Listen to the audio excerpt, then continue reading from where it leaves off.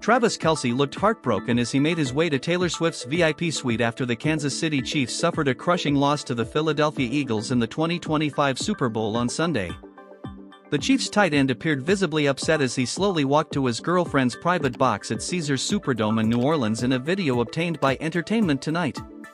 Kelce, 35, changed out of his sweaty uniform and into the same 70s-style rust suit he had worn upon his arrival at the NFL Championship game earlier in the day.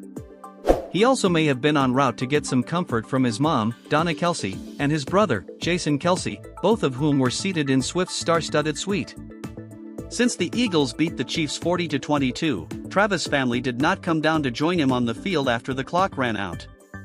The football player was photographed graciously congratulating Eagles quarterback Jalen Hurts and tight end Dallas Goedert before exiting the field looking stoic and hitting the showers. Travis looked anxious throughout the game as the Eagles started with a heavy lead over the Chiefs before halftime. At one point, Swift was captured looking nervous for her beau as she watched from the stands alongside close pals Ice Spice, Alana Haim, Estee Haim, and Ashley Avignon. The Grammy winner, 35, was also joined by her brother, Austin Swift, and her dad, Scott Swift, in their low-energy private box, which reportedly cost Travis up to $3 million. Shortly after kickoff, Taylor was harshly booed by ruthless Eagles fans in the stadium after being shown on the Jumbotron. She reacted with confusion at first before showing some attitude with serious side-eye and a smirk. A professional lip reader noted that Taylor turned to her friends upon hearing the jeers and asked, "What's going on?" The pop star showed her support for Travis by incorporating Chiefs colors into her stylish ensemble. Taylor wore a white double-breasted Saint Laurent blazer, matching thigh-high Paris, Texas boots and a pair of sparkling denim shorts. She recycled the ruby tea-leg chain she debuted at the Grammys last week, which she co-designed with jeweler Lorraine Schwartz, as well as several other red accessories. Super Bowl 59 was a whole different vibe from last year's championship for the couple. Taylor famously kissed Travis on the field after he helped the Chiefs beat the San Francisco 49ers with a nail-biting score of 25-22. He also won the 2020 and 2023 Super Bowls, the latter of which took place just months before he started dating Taylor. While most NFL superstars splash out big for mega mansions the moment they sign a record-breaking contract, Philadelphia Eagles quarterback Jalen Hurts is taking a very different approach. Despite landing a $255 million deal in 2023, making him the highest-paid player in the league at the time, Hurts still calls a $2,000 a month apartment his home instead of living in a sprawling estate, according to The Sun. When Hurts was drafted in 2020, he made a deliberate choice to rent rather than buy, settling into a modest apartment in Cherry Hill, New Jersey, just a short drive from Philadelphia. His reasoning? Simplicity. "I didn't buy a house or anything like that when I got drafted because it was just me," Hurts said in a 2021 interview with AL.com. "I didn't need this big place just for myself. I just got me a little apartment. You know, something smooth that'll last me for the time being."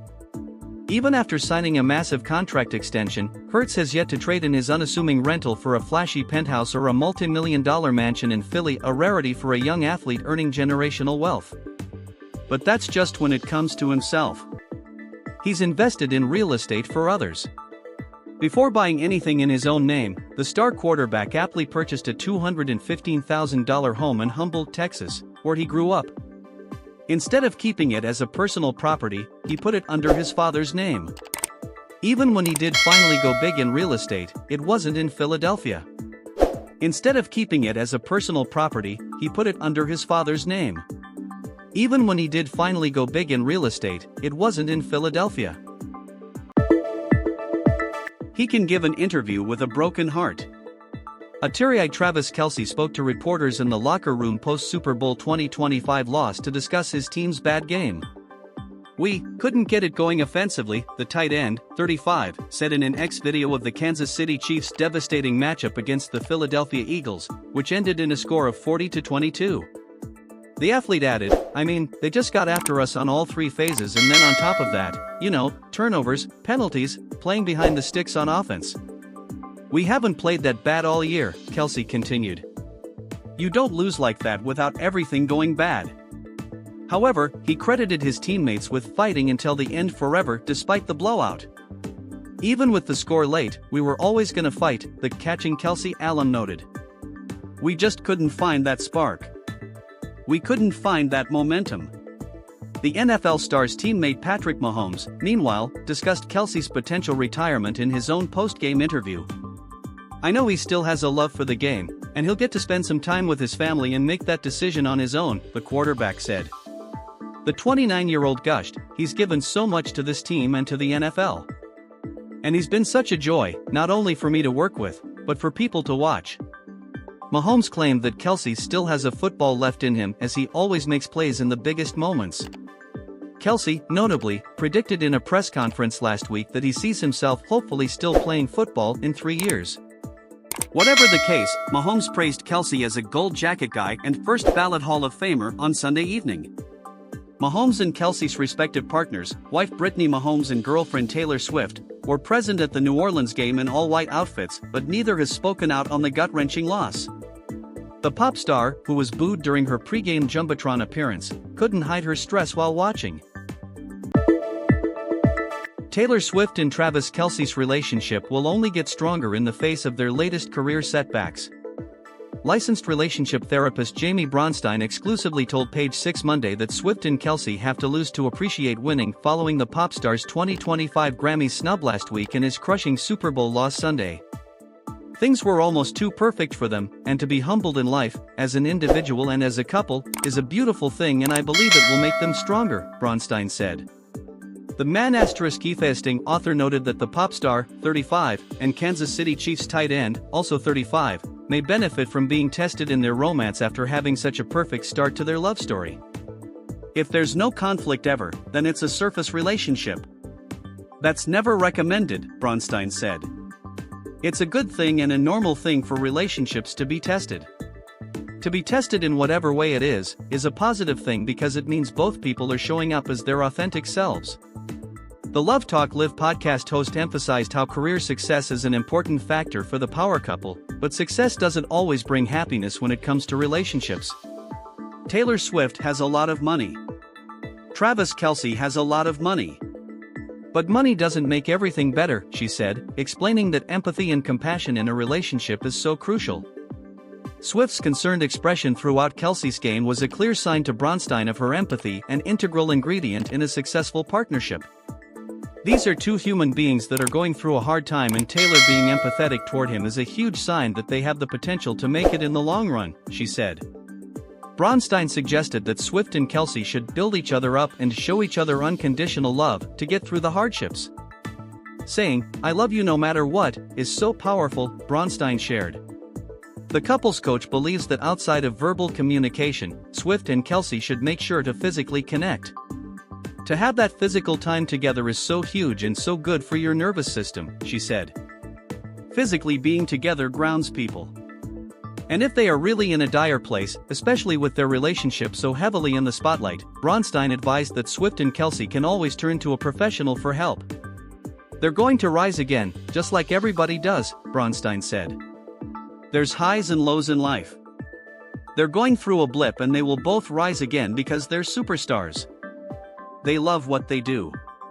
They're both so talented. They're going to have their UPS again." In the span of just a week, Kelce and Swift both suffered their first major career losses since striking up their romance in summer 2023. Swift was nominated for 6 awards at the 2025 Grammys, but she left the February 2nd event empty-handed. While she didn't receive any trophies, her nominations alone saw her make history as the first woman to be nominated 7 times for Album of the Year. A source exclusively told Page Six last week that the singer, a 14-time Grammy winner, didn't feel at all slighted. She didn't feel snubbed whatsoever and is grateful for an incredible year, the journey she's had with the Eras Tour and being on the road with all her fans, the insider said, adding that she feels honored to have been nominated among so many other incredibly talented artists. The award show shutout highly contrasted with the previous year when she won 2 Grammy Awards for Midnights. Kelce gushed about Swift's double win at the time, saying at a press conference, "She's unbelievable, she's rewriting the history books herself. I told her I'll have to hold up my end of the bargain and bring some hardware too," the New Heights podcast host added, referring to a Super Bowl ring. Taylor has an unbelievable fan base that follows her and supports her throughout her life, and it's been fun to gather the Swifties in the Chiefs kingdom and open them to the football world and sports world, and it's been cool to just experience that. Just days later, the couple was celebrating yet again when Kelce helped lead the Chiefs to win the 2024 Super Bowl against the San Francisco 49ers. Swift raced to the field and gave the tight end a celebratory kiss under the falling confetti, and they continued the PDA at a late-night after-party. The victory even inspired several lyrics in her 2024 song, The Alchemy, in which she sings about a winning streak and includes the lyrics, "Where's the trophy? She just comes running over to me." This year's Super Bowl ended with far less excitement for the Lovebirds after the Chiefs lost to the Philadelphia Eagles in a humiliating 40-22 defeat. Kelce was spotted looking forlorn while on his way to meet up with Swift at her suite after the blow. The athlete remained stone-faced while congratulating members of the winning team, including Eagles quarterback Jalen Hurts and Eagles tight end Dallas Goedert. Meanwhile, Swift was spotted with a concerned expression when she watched the Chiefs start losing to the Eagles from her star-studded suite at Caesars Superdome in New Orleans. Tough times aside, Bronstein has no doubt that Swift and Kelce will only fall deeper in love if they have the willingness to work through it. If they can do that, and if they can still have the confidence to love themselves, they can 100% get through this, Bronstein said. Chelsea Handler did not want to break up with Jo Koy but felt like she had no choice due to their differing values. During Monday's episode of the Armchair Expert podcast, the former Chelsea Lately host finally revealed the reason behind her 2022 split from the comedian. "I felt like it was a decision between having a relationship and being full on, or choosing myself and my sanity. Sanity is an overstatement, but I would have compromised my own value system," she explained to host Dax Shepard. Although Handler was happy and really in love with Koy, she knew they wanted different things in the long run. "What I thought was a mature, healthy relationship and what he thought was a mature, healthy relationship were two different things, and I would have had to compromise everything I stand for, and I wasn't willing to do that," the Chelsea host, 49, said.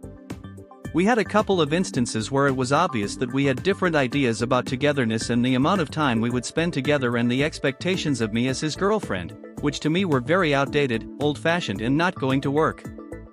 However, Handler still learned a lot from her year-long relationship with the Domingo de Pascoa star, 53. "The biggest takeaway from that relationship was that I was able to be in love in a vulnerable, mature, healthy way, and that when I realized it wasn't going to work out, I was able to end it in a healthy, mature way and not divulge all of the stuff and the ugliness that may have happened in between, because I didn't want to focus on that." The "I'll have what she's having" author said she also learned that she is capable of accepting love and being vulnerable in a romantic setting, and it made her want more of it. "So that was a huge takeaway," she said. "I didn't for one second doubt any of my decision-making." Handler said that Koy helped remind her of her worth when her confidence was at an all-time low. "He got me at a point in my life where I needed to be reminded of my strength and my power of who I am, and he reinstalled that in me because I had kind of lost interest in my work and the job," she shared. Page Six exclusively revealed in September 2021 that Koy and Handler were dating after being friends for over 2 decades. The pair quickly became one of Hollywood's favorite couples, which made their July 2022 split even more shocking. At the time, Handler told her Instagram followers they'd decided together that it is best for us to take a break from our relationship right now. "This man blew my heart open with love, and because of him, my life experience has changed forever. To be loved and adored by a Jo Koy has been one of the greatest gifts of my life," Handler continued. Handler credited Koy with her renewed faith in men, adding that she has never been more optimistic for the future. At the time, she teased the reason for their split during a podcast appearance, noting that you can't change a person intrinsically. While she said it's nice to bend for people and learn how to compromise, she was only willing to do so much bending until she reached a line. Although Koy later said he and Handler were still great friends, she suggested the opposite while chatting with Brooke Shields on her Now What podcast. In December 2022, Handler told the model she hadn't spoken to Koy in a while and was waiting for him to take some accountability for their breakup. "I mean, there has to be some accountability, you know what I mean? Like, from him about what happened, because it was just ridiculous," she said. "I don't think we can have a friendship until there's some accountability and some responsibility taken." CNN commentators expressed shock over President Trump's high approval ratings in his return to the White House. Harry Entin, the network's senior data reporter and political analyst, noted that Trump's approval numbers for his first 3 weeks in office have already exceeded those during his first. Whoa. Just 11 days, Donald Trump had a net positive approval rating during his first term, Entin said during a segment of Monday's CNN News Central with co-anchor Sarah Sidner. Entin then noted, every single day of Trump's second term so far, he has been on the positive side of the ledger. 21 days, all 3 weeks. That's already 10 more days than it was in his entire first term. His comments were reported by Mediaite. Trump's approval ratings have surged to historic highs, marking a stark contrast from his first term, according to a new CBS News poll. Trump has reached a 53% approval rating, according to the poll, a level he never consistently saw during his previous stint in office. The shift signals that Americans may be more aligned with his leadership the second time around, with many believing he is delivering on his promises. In April 2017, only 46% of Americans believed he was following through on his pledges, but by February 2025, that number had surged to 70%. I think one of the things that's so important for politicians is for folks to believe what they're saying and that they're keeping their campaign promises, Entin told Sidner on Monday. So I think this gives you a pretty gosh darn good idea of what may be going on. Trump's approval rating in New York reached 41%, matching his highest ever level in the deep blue state, according to a Siena College poll released last week. This marks the first time he has hit that number in his former home state since December 2016, with strong voter support for his crackdown on illegal immigration driving the surge. According to the CBS News/YouGov poll, 70% of respondents believe Trump is keeping his promises, a striking increase from the 46% who said the same in April 2017. His deportation efforts have received 59% approval, while his decision to send troops to the US-Mexico border is backed by 64% of Americans, according to the poll. Trump's foreign policy approach to the Israel-Hamas war gained a 54% approval rating. While his administration's bold moves have earned praise from many, they have also drawn criticism from those who believe he is straying too far from traditional policy frameworks. Democrats, meanwhile, have struggled to gain traction in countering Trump's governance style. Some have accused him of deviating from his promises, particularly in his appointment of Elon Musk to lead the Department of Government Efficiency, DOGE. They argue that Musk has been given too much power to overhaul bureaucratic systems and reshape government operations. However, the CBS/YouGov poll suggests that the public supports Musk's role, with 51% of Americans wanting him to have at least some influence in government operations and spending. Unlike his predecessor President Joe Biden, Trump has maintained a direct and highly visible presence. Before the Super Bowl, Trump granted an interview to the Fox network, a long-standing tradition that was shunned by Biden the past 2 years. Trump regularly fields questions from reporters aboard Air Force One and inside the Oval Office, a departure from the more scripted approach of the Biden administration. This active engagement seems to resonate with Americans, who describe him as tough, 69%, energetic, 63%, focused, 60%, and effective, 58%. However, some of those surveyed expressed disapproval of several Trump policies. Trump's plans to construct large deportation facilities are opposed by 52% of respondents, according to the poll. Economic concerns remain prevalent, with 66% of Americans believing he is not focused enough on lowering the cost of living. His recent plan to take over the Gaza Strip has also been met with skepticism, with only 13% in favor and 47% against the idea. Historically, presidents experience a honeymoon phase at the start of their administration, but sustaining approval over time is a challenge. Biden enjoyed favorable ratings when he took office, but his numbers plummeted following the chaotic Afghanistan withdrawal in August 2021. The CBS News/YouGov poll surveyed 2,175 adults between February 5 and February 7, with a margin of error of plus or minus 2.5 percentage points.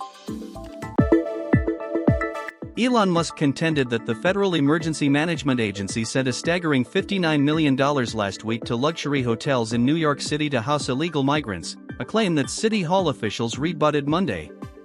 The world's richest man said in an early morning post on X that the funds were just discovered by his Department of Government Efficiency, or DOGE, even as President Trump called for a complete overhaul of FEMA that could even see it shuttered.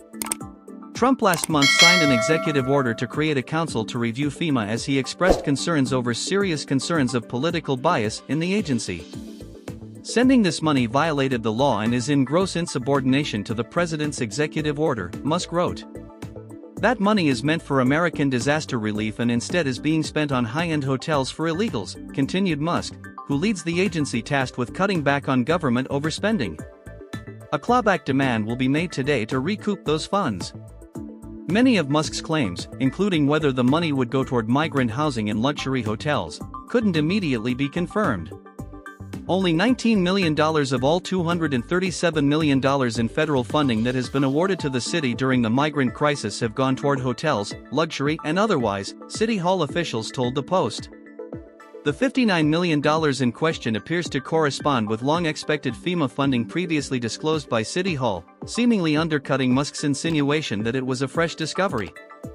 The years-long migrant crisis has so far cost Gotham about $6.9 billion, Mayor Eric Adams has said, often lamenting the relative pittance offered by the federal government for what he argues is a national failure. The city expects roughly $237 million will eventually be ponied up by the feds, but only $81 million of that was paid as of last week, officials told the Post. Those officials modified the city budget in November to account for $118 million in new FEMA funding through the Shelter and Services Program, a federal program that reimburses certain migrant housing costs in 35 communities in states affected by the border crisis. Congress set aside $650 million for the overall program, and New York City applied for funds in 2024, federal records show. Customs and Border Patrol works with FEMA to disperse the money allocated by Congress. The Big Apple ultimately was granted $59 million last year, which corresponds with the FEMA payment that Musk claimed is illegal, records show. The grant won't all go toward hotels, instead the majority will be spent on reimbursing other services the city shouldered as it cared for hundreds of thousands of migrants requiring food, healthcare, and other needs as they flowed into the city, officials said. And the vast majority of the roughly 200 makeshift shelters that housed asylum seekers during the crisis weren't luxury hotels, with the eye-grabbing exceptions being the Swanky Row Hotel and Watson Hotel. Musk and his Doge has taken a wrecking ball approach to their mission, which critics have argued is unconstitutional.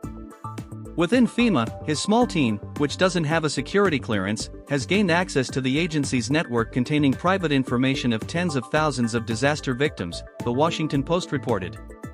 The scrutiny on FEMA follows Trump's high-profile criticism of the agency, which resulted in his executive order. The 47th president called on the council to have its first meeting within 90 days, saying he expects a report of the findings on his desk within 180 days of the council's first meeting. Days earlier, Trump, 78, appeared alongside still homeless survivors of Hurricane Helene 4 months after the storm, where he raised the idea of overhauling FEMA altogether. The POTUS slammed the performance of the agency, saying it was not on the ball, and we're going to turn it all around. The president then told a roundtable of federal and local officials that he will be signing an executive order to begin the process of fundamentally reforming and overhauling FEMA, or maybe getting rid of FEMA. I think, frankly, that FEMA's not good. Indeed, the president stayed true to his word.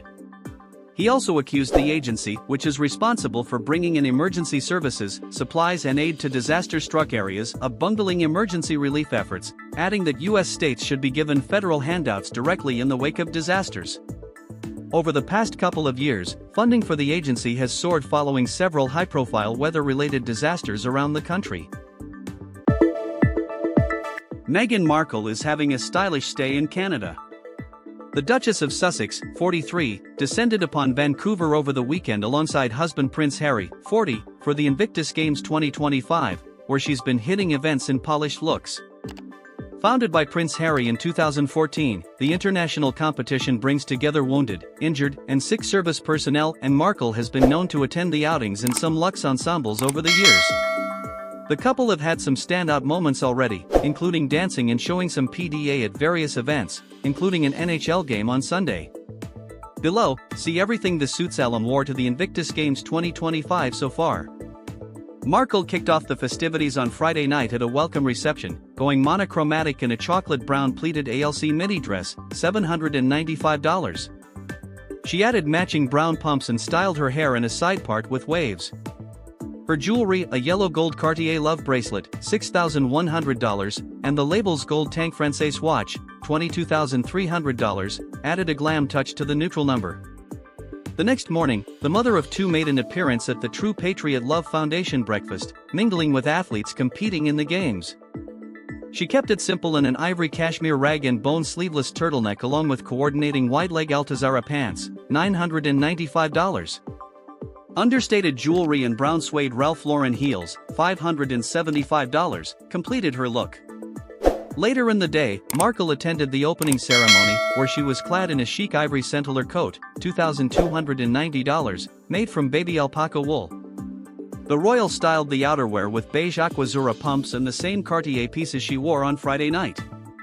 It's unclear what she had on underneath, though she appeared to bundle up with a turtleneck sweater while Prince Harry kept things simple in a suit.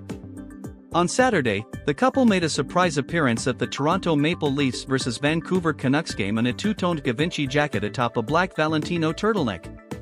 She first wore the coat in Australia in 2018, just hours before Kensington Palace announced that she was pregnant with her first child, Archie, though its designer was not revealed until this appearance 6 years later.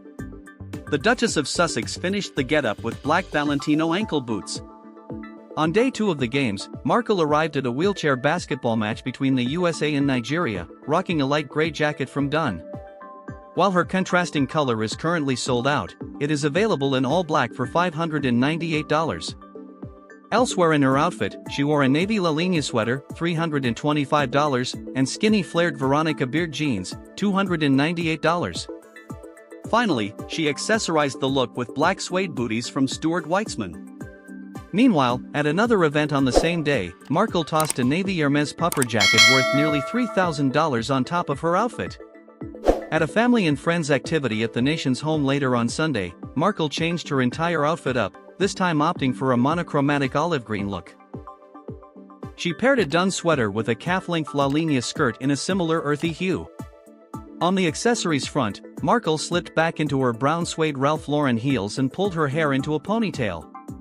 With the games continuing until February 16th, we're sure there are plenty more head-turning royal looks to come. She's shaking it off. Taylor Swift's three-word reaction has been revealed after the 14-time Grammy winner was pelted with boos during the Super Bowl 2025 matchup between the Kansas City Chiefs and Philadelphia Eagles. On Sunday, the cruel summer hitmaker, 35, appeared on the Jumbotron inside Caesars Superdome but was quickly met with loud boos from die-hard Birds fans, causing Swift to do a subtle double-take before smiling.